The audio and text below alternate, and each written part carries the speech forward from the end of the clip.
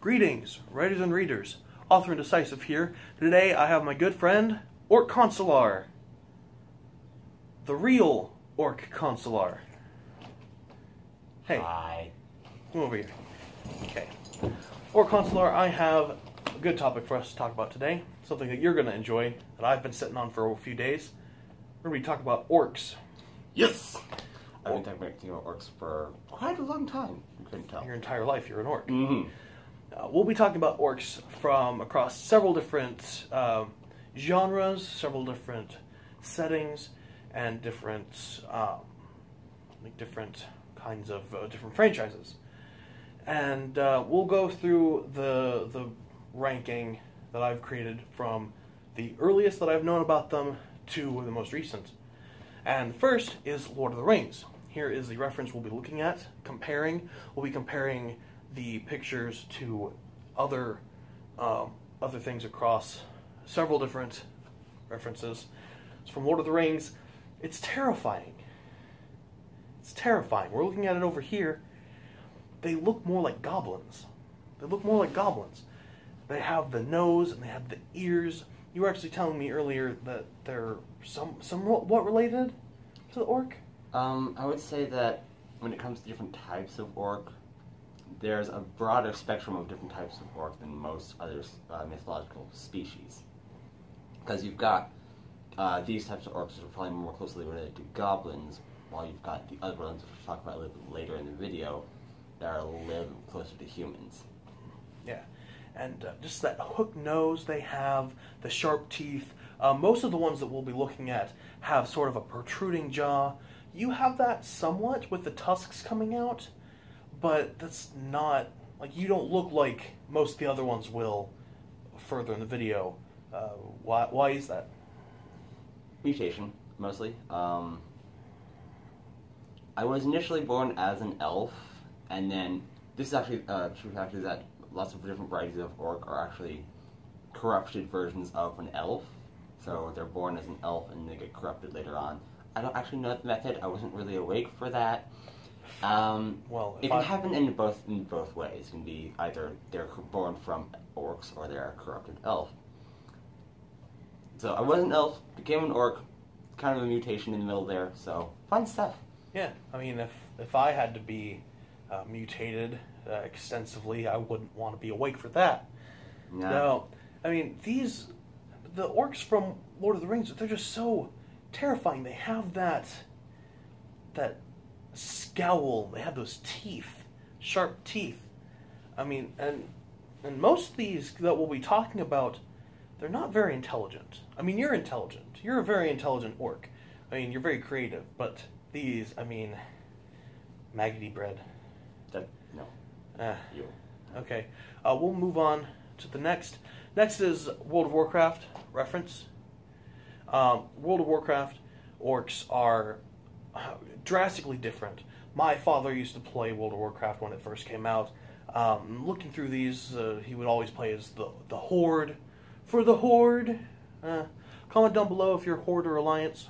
I'm very curious. Yeah, the orcs from Warhammer, with the new movie coming out, there's a lot of things to talk about with them. They're not all green, according to the movie. I know that the difference between the movie and the game is completely different, just like anything with like movies and books. Some of them had skin tone like you or I. Others had green skin because of the fel. And they're very muscular. All of them across everything are very muscular. They're very tall. They're very broad-shouldered, hulking forward. They have very crudely made armor, weapons. That's a common thing across most of what we'll be talking about. I know that that's pretty common to have rough forged weapons. I don't know, when you growing up as an orc, do you have a lot of rough forged equipment? No, not really. No? I still live with my family that I was with when I was an elf, so not a lot of orcish culture there. I had to find it later on. It's kind of like kind of like growing up a foster child, not really knowing your family. Except that was my family. Well, it's similar. We won't get into it. Details. As I said, orcs in World of Warcraft and the Warcraft games originally, they're very tall, very muscular. Most of them are very green. That's also common across most things, very green or at least discolored in some way. We'll go ahead and no, most orcs aren't nearly as pale as I am. You just don't go outside. I just don't go outside. I need to go outside more. Okay, moving on. I know.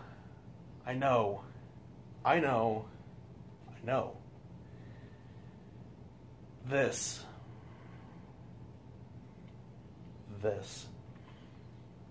Skyrim, the Elder Scrolls series in general. When I first was introduced to Skyrim as a franchise, the Elder Scrolls series as a franchise, my mind was pelted.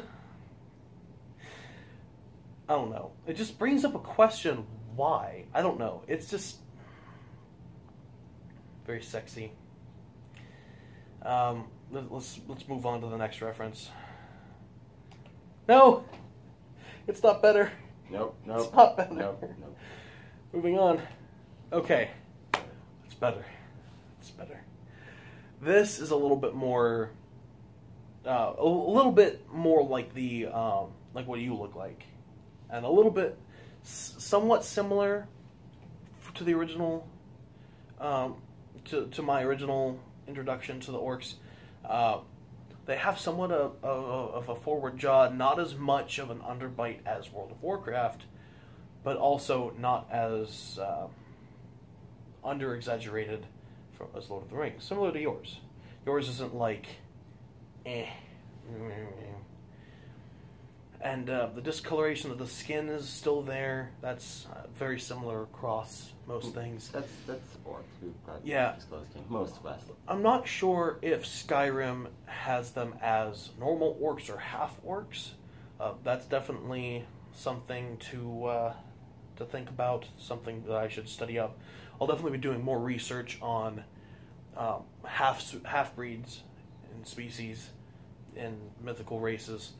But they're intelligent, if not very tribal. That's one thing across World of Warcraft and Elder Scrolls. Is they're very tribal, which is understandable. It's understandable. I mean, orcs are very in tune with the earth. In some ways, others not as much, but in some ways. Yeah. And so, food weapons. Yeah. And so they're very tribal. I'm not sure if playing as an orc would inhibit your intelligence in playing the Elder Scrolls series. That is something else I'm going to have to research. But aesthetically, it's very interesting. A little bit more human than the others that we've seen. I'm not sure if there are any female orcs in Lord of the Rings. I don't know if in Lord of the Rings can even have them, because I think that once you corrupt an elf, gender becomes a moot point. Blurred. Both. A mood blurred point. Mood blurred point. English is fun.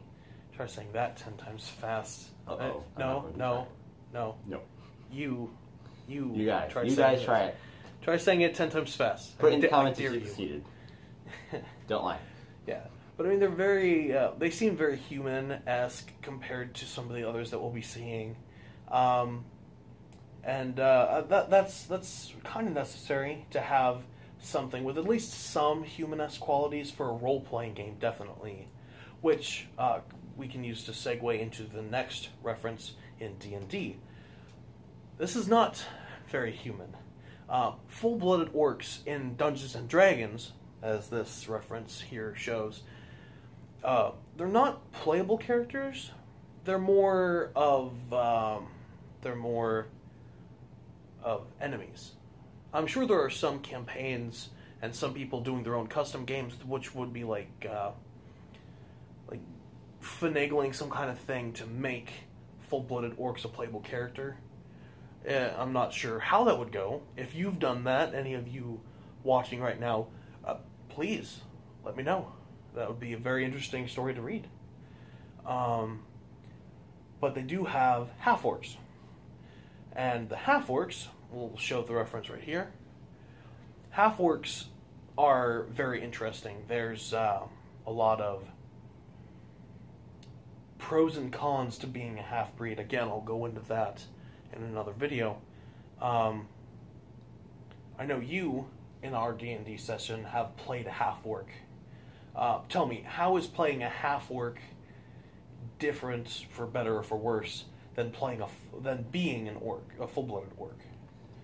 Well, being a full-blooded orc in this world around here, most people are less inclined to notice in a lot of situations, as well as I personally can't vouch for all orcs. I'm a very odd orc.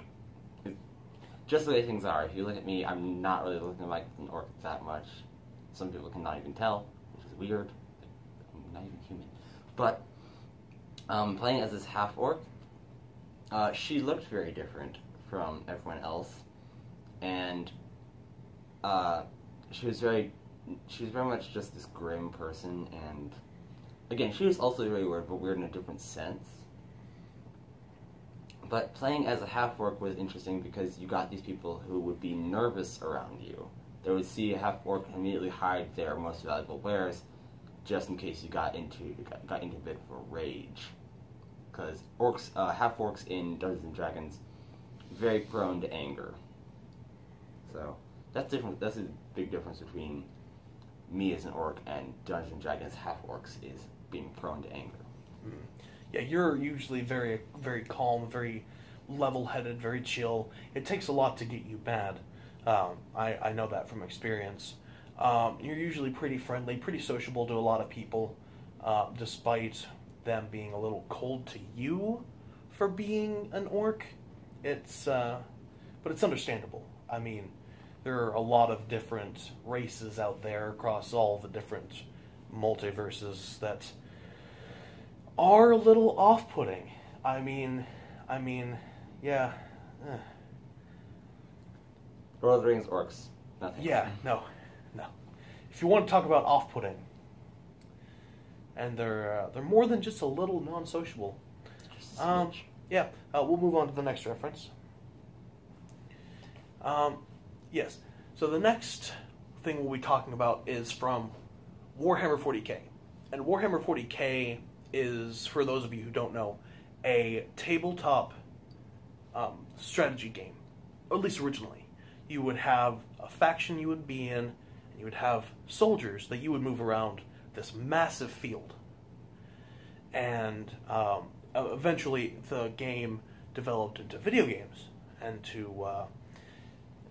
to reach many people worldwide. And one of the factions you can be in are the orcs. And the orcs look something like this. And as you can see, they're a little bit more gnarly looking, a little bit more savage. And these are very unintelligent. They take unintelligence to a brand new level. Oh yes, they're so unintelligent that the universe has given them a way to survive despite this.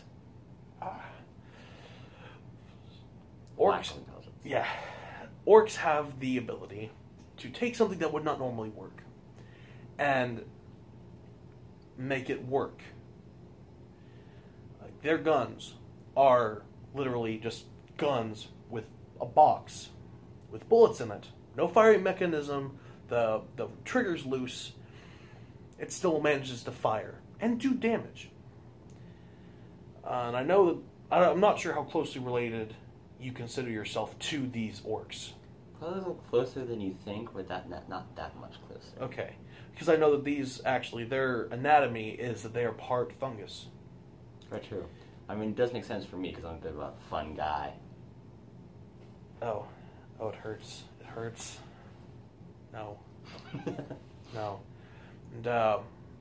And their ability is kind of interesting. The name, I know that the word for it is your word.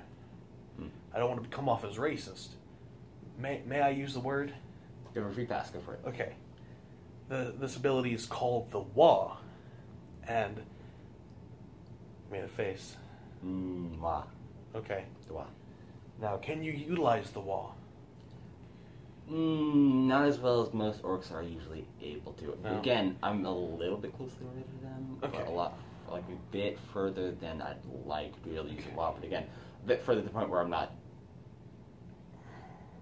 Yeah. So. Yeah. They speak with a very thick Cockney English accent, which is extremely off-putting. But What's wrong with the Cockney accent? like, There's something thick. wrong with it. It's just a little difficult to understand, a little bit off-putting. Not as scary as their faces, but the Wah allows them to be so adept yet inept that they have the ability to replace body parts. And if you go on to the next reference, we'll be able to discuss that as well. Here's one reference, and it's very interesting. Could you move so I could actually see it a little bit better? Could you tilt the forward? Yeah, it's full body. I see an arm, I see a head. It seems like, I don't know if it's like a suit or if they've completely replaced their entire body, but it's just so... It's terrifying. It's like... And it probably shouldn't work. It probably shouldn't work. The fact that their vehicles do not have any kind of motor or brakes and still manage to function just blows my mind. I mean, do orcs really need brakes? Break your limbs, but I've heard of break dance. I've yet to see that. That's fun. That'll be an interesting thing to discuss later. They're extremely violent as well, extremely war-minded, which is to be said for most of them. I know in World of Warcraft, moving back to World of Warcraft, they are very, very war-minded, very... It's in the title. Yeah, Warcraft, yeah, I get it, okay. Warhammer, Warcraft. It's interesting how they act in game. The Warhammer 40k orcs. It's interesting to have them, like to see them interact on the battlefield and how they act and operate. It's very interesting. We'll move on to the next reference here. Next reference right here is the face of one of the characters, and you had pointed out something very interesting as we were looking through it. That piece on their jaw, it's not replacing their jaw. It's still there. They have the jaw's still there. It's just a slight plate. chip on one tooth. Yeah, it seems like a slight chip on one of their tusks, but it's there. And it seems like they have plates on the side of their head. And I see leather straps. I see leather straps across their body. That might insinuate that the, facing them, the right arm is mechanical. So that is very interesting. They are very crude. Like I said, crude weaponry. Crude weapons to use for fighting. And it's very interesting. Battle damage all over everything. They use very crude firearms. They use very crude weaponry. I'll add some references to the crude weaponry here. It's very interesting to look at. I'll definitely be doing future videos on this stuff. The next reference did we bring up? This is actually very interesting. The last thing I wanted to talk about in this video is not exactly an orc. Mirano and I have been playing Fallout 4 recently, and there are enemies that reminded me of orcs. Not necessarily of you, but just of orcs in general. The super mutants reference here for a few seconds. Look at that. Very terrifying. Very scary. I'm sure if you were to go up against this, you'd probably pee yourself.